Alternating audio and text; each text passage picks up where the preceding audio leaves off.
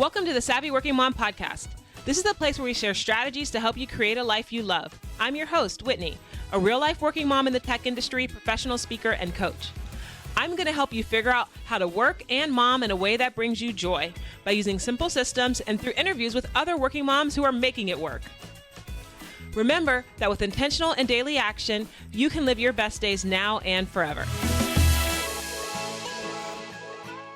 Today, we chat with Albina, a data scientist at Nielsen, based in the bustling city of NYC. She's not just a data wizard, she's also a devoted mom to two energetic boys aged 1 and 3. In our conversation, we delve into the unique experience of having a pandemic baby in the heart of NYC and reflect on the lessons our children teach us that translate into professional success. Plus, we share some invaluable tips on thriving while working remotely in today's ever-evolving landscape. Tune in for insights, anecdotes, and actionable advice from a data-driven mom navigating the complexities of modern life. Albina, welcome to the show. Hey, thanks so much for having me, Whitney. One of the things I thought we could just off the bat talk about is having a pandemic baby. Because when we were preparing for this interview, one of the things that you shared with me is you have a 1 and 3-year-old. We used to work together. So full transparency, everyone, Albina and I worked together previously, but we haven't talked to each other in years. And then we started catching up and I realized that I had a baby in 2020 and so did she, both in New York City. What was that experience like for you? Yeah, I mean, it was definitely pretty different and kind of a whirlwind looking back on it now. But yeah, I had my son in July 2020. So we were definitely pretty deep into the pandemic. And there's just, I think pros and cons to having become a first-time mom at that point, in our history. Definitely the cons where I wanted those cute baby photos in the hospital. That was a no-go, no baby shower. My friends couldn't see the baby for a while, unfortunately. But at the same time, I think it was kind of nice to be in our own little cocoon, not feel pressured to have visitors in the hospital, that type of thing. But yes, pretty different times. So with that, one of the things that you talked about is missing some of those first big social milestones that we have to celebrate this whole new life. And you were a first-time mom at that point. Did you do any kind of making up for that after the pandemic started to subside? I mean, I would say we opened up hesitantly and gradually. So I think we kind of stayed cooped up longer than a lot of other people. But I feel like by now we've definitely covered all that, lost ground. My friends have met, my kids and all of that. So yeah, so it's been great. We're fully integrated now. But I would say, it definitely took us a while. I think we were very, very cautious. That totally makes sense. And I just want to say kind of my hats off to you and every other mother who gave birth during the pandemic to their first child. I mean, to any child, but I had my second in the pandemic. And I think in May of 2020. And I think for me, if I hadn't had my first, it would have been just having your first child is just so nerve-wracking and there's so much that you don't know. And then having your second one, at least you have a little bit of idea what to expect. And it can all be different because every baby is different. Every birth is different.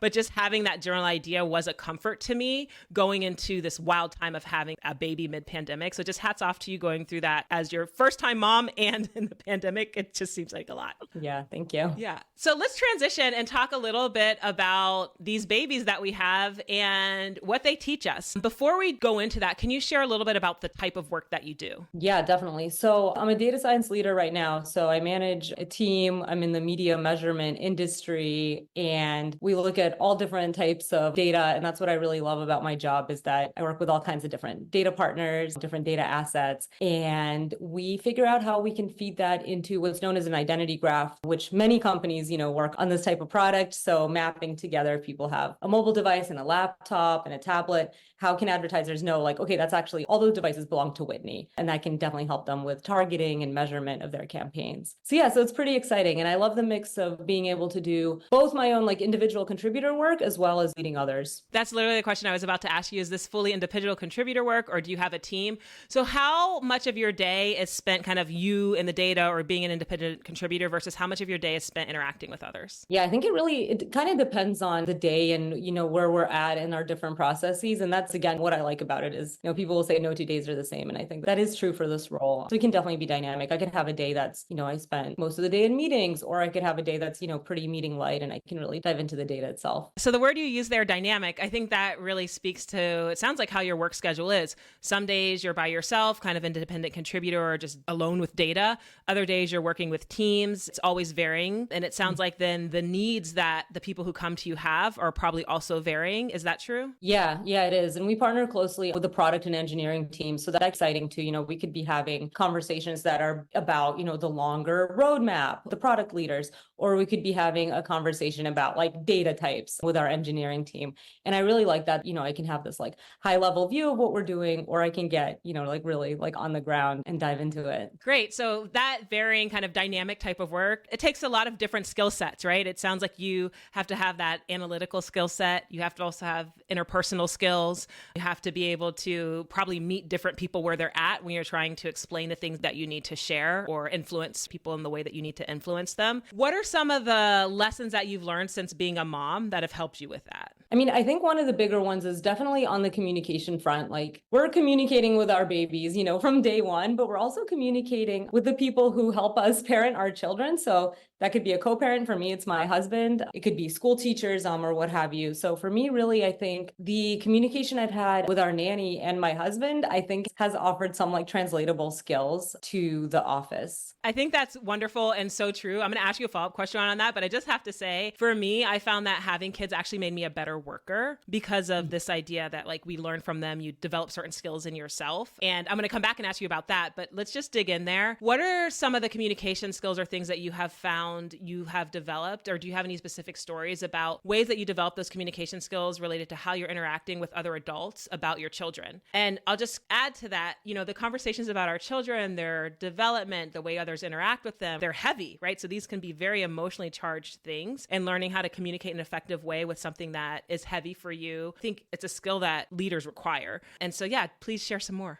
I think especially with my firstborn being a first-time mom at that point in time when he was small, I had a very heavy instinct to be like very involved. I wanted a lot of things done a certain way. And I think I've had to learn that people will have their own ways of doing things, and it doesn't have to be exactly like your way. That's not to say that, you like hand off your kids to whoever and then just trust that everything will be fine. I mean, you can talk about, boundaries and preferences and whatever else, but I think you have to give people some freedom to have their own style with doing things. And actually, and now that my son is older, my oldest son is 3, I can see how that benefits him, like having caregivers and teachers who might do things a different way. And for me in the workplace, I think that's really made me think about, are there ways where I'm being micromanaged? Do I really have to tell someone like, hey, so as a first step, look at this? Or should I, give them a little more room to run and trust that, they'll come up with their own way? And it could be something different. It could be something better. And what I'm hearing in that is you have an outcome in mind, whether it's for your child or in the workplace. And one way that you've kind of evolved since having kids is a letting go of prescribing the full process, and instead really kind of focusing on ensuring you get that outcome through proper communication. That's definitely the right summary for it. I found that really important and effective in my life. And I know having kids definitely made me better at that. Like I can think of one personal story related to this that then like started applying to work, which is there was one day, so in my house, I cook, like I'm the one that cooks, but I love to cook. Like it's an outlet for me. So I'm happy to do it. So my husband does the cleanup, but I do like the meal planning, the shopping, the prepping, the cooking and all of that. But one day I was coming back late from work and I was like, I need you to make dinner because like I'm just late and that way we can eat on time. And I was like, there's red sauce in the fridge. Can you make some spaghetti? And I came home and got there just as he was kind of like plating everything up. And like to my shock and possibly horror, he had put the noodles on the plate with just the sauce on top and was like, here's dinner. And I was like, so the noodles need to be exactly like the noodles need to be sauteed in the pan. This is not how we make spaghetti. But before I even said anything, I just see my son kind of going for a handful of noodles and, put it in his mouth. And I was like, you know what, Whitney, there's more than one way to make spaghetti. Like the real outcome I was after was a hot meal for our kids. And that's what we got. We got a hot meal. So like, just let it go and I'll mix up my noodles myself. But I really took that as like, there is more than one way to make spaghetti. There's more than one way to do things. And if we could be really clear on what the outcome is that we're after, it's okay if that process comes through in a way that's different than how maybe we would do it, right? And we don't have to prescribe everything step by step. That just made me think of that. Exactly. Yeah. And on the topic of clarity, I actually have one other thing that I was thinking about that I saw on one of the like Instagram parenting accounts, which was about, say you have multiple adults and whatever, a child or multiple children being watched, it can definitely get hectic. And it's like, who's watching, the kids? And I think this is like a safety Instagram account. So they actually brought it back to when there's a captain and first officer in the cockpit. The way that they hand over control of the plane is whoever's currently in control will say like, hey, I'm giving you the plane. And then the recipient in the cockpit will say like, okay, I have control of the plane. And I really liked that. And I've been trying to, make that a thing at home. And I think that there's definitely times for just very clear communication. So kind of a playbook that's been in my mind. And I think that similarly, like in the workplace, sometimes you need to like explicitly state maybe at the end of a meeting, okay, so there was a request for whatever, like which team is taking this, what's the timeline, that type of thing. Yeah. And then making sure that they respond and say, yes, right, I've got this. Yes, exactly. Right. That's the second half of it. Yeah, that's also important, right? That there are so many analogies, I think, with how cockpits are run, just given, again, high stakes, right? Multiple people working on things, lots of different technology, lots of outside influences, right? Can't control the weather and need to like immediately respond. And that is not dissimilar than to raising kids, especially in a co-parenting situation. Are there other lessons that you've learned from raising kids that have helped you in the workplace? Yeah, we've been having a bit of a dinner struggle recently. Yeah, again, coming back to my firstborn, he was like one of these like excellent eaters as a baby, like ate everything. I think he didn't eat broccoli and that was like it. And everything else, he was just like, yeah, I'm down. And then that changed, which I think is very, very common to have this like perfect little eater. And then, now they like want to eat just the same two things over and over. So we were getting into some pretty heavy negotiation over dessert about, eat 3 more bites of this and 2 more bites of that. And then, you get a cookie. And then he would start, now that he's like really figured out counting, then he would counter with his offer of no, like just 2 bites of this. And it was just getting, I felt like more and more like escalating a little bit. And what I read was that you can actually try just putting their dessert like out with dinner. And that takes away from, this like excitement around dessert and like they can't wait for dessert and they're just like quickly trying to fly through dinner to get to dessert. And we have been trying that. And so far, I would say it's working better than our previous approach. So I think the analogy there is just sometimes you have to, one, think outside the box maybe and try something new. If you've been doing the same thing over and over, just try something completely different. And 2, I think a lot of these problems that we might feel like are unique to us are actually problems that many other people or many other companies have faced. I think that's like one of the beauties of living in such a high-tech age is that we can look at how other companies or teams have handled the things that we're looking at and, maybe get these out of the box ideas that we wouldn't have come up with on our own. Yeah, that reminds me. I used to work with someone, and whenever we were in the swirl of trying to solve a problem, he would always pop up. He had this great kind of like ability to just like pop up and say, hey, is this a solved problem? And then be like, oh, I don't know. Let's go and look and see if somebody else has solved this problem. What can we learn from it? So I think that's super important. And the other thing that I heard in there of what you just said, and maybe it's just me, when you were like, oh, we just put everything out. Like for me, I just had fear. Like, what if they just eat the dessert? What if they won't eat the food, right? It's like fear. Right. So it's also this idea of not being afraid to try something new. Because like ultimately, say you do that for 2 or 3 meals, like what's the worst that could happen? They have brownies 3 days in a row, right? And nothing else, but you can always switch it and change later. So kind of pushing through that fear and trying something new, that really hit me. Yeah. And a lot of companies can do that, for example, through like A/B testing. That's a very common, you can mitigate, some of that risk and then still try something, possibly outlandish or out of the box. Yeah, amazing. Before we wrap, I want to ask you 2 things. Today, I feel like we're in a world where a lot of us went remote during the pandemic for work. Sometimes people are getting called back to office. Sometimes they're switching jobs and going to companies that are still remote. Some people are staying remote. I know there's this whole like remote versus hybrid, but ultimately it feels like a lot of folks are fully remote and going to remain remote for a while. And I think there was like a first set of tips and tricks that we all learned to work effectively remotely during the pandemic. And I'm wondering, as you spent more time working remotely, has anything changed for you or evolved to help you be efficient, right, in this remote workspace? Yeah, I think just knowing, and I think now that people have had experience with remote, I think kind of owning what works for you. So I'm a night owl. I've always been a night owl. I've gone through short stints of maybe trying to change that. And now I just fully embrace it. Like I really enjoy working after my kids go to bed in the 8 o'clock hour, I'll unwind, whatever.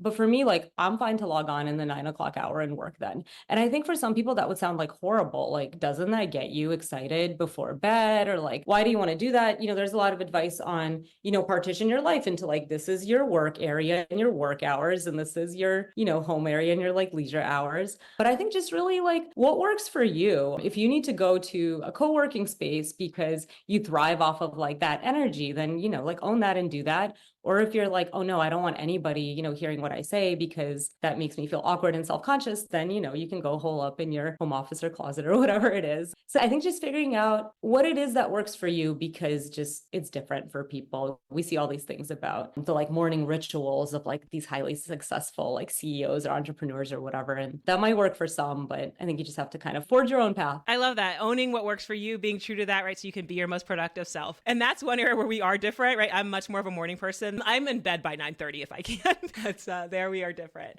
All right. Well, before we go, I'd love to ask you, Alvina, how do you define success? Yeah, that to me is such a hard question. I actually recently saw something on social media where somebody was saying, don't equate, success with fulfillment. Like those are different things. And I think actually to me personally, they're kind of the same thing. I think to me, success is that feeling of being fulfilled, which also comes down to, do you see the value in like where you're spending your time? Do you feel like where your time is being spent is valuable? And that doesn't have to mean like in every moment what I'm doing, like this is what I want to be doing. Sometimes it could be that you're doing something for a future outcome. But I think as long as like that narrative makes sense to you of, where I'm spending my days is important for, whatever reasons, then I think you're being successful.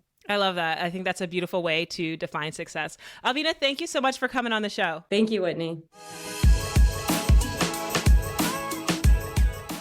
That's all we've got for this episode of the Savvy Working Mom podcast.